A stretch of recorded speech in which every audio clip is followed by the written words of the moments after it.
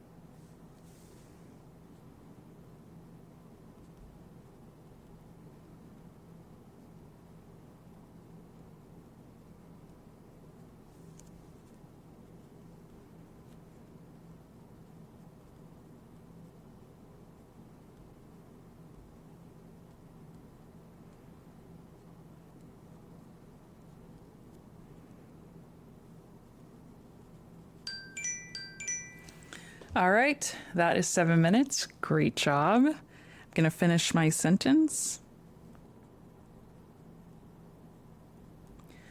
Okay, so hopefully my prompt before was enough to get you started. I'm very excited to hear what you guys came up with. Who is this mysterious person on the other side of the door? What did she say? What did she want from Jenna? So please put in the comments what you wrote. I would love to read your stories. And here is what I wrote. It's dark, but Jenna can still make out the door frame. She tightens her grip on the blanket. Jenna's heart is beating fast, making it hard to hear if she's coming.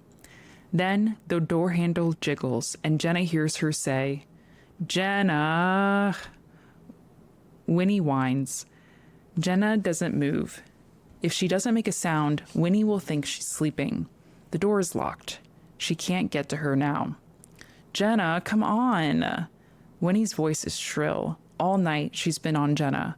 "I want to watch Pokemon. I said I wanted popcorn, not kettle corn." And Jenna's favorite, lying about a peanut allergy and faking her own death.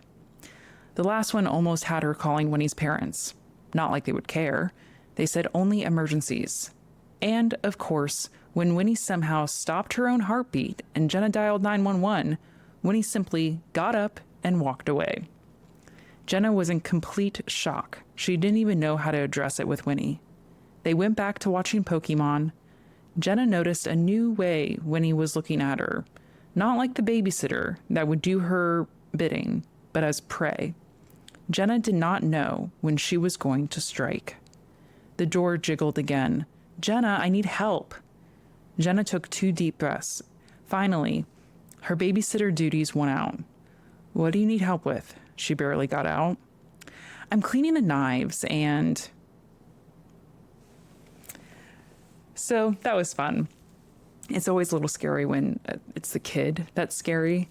So I'm excited again to hear what you all wrote. And thanks for writing with me. I'm proud of you.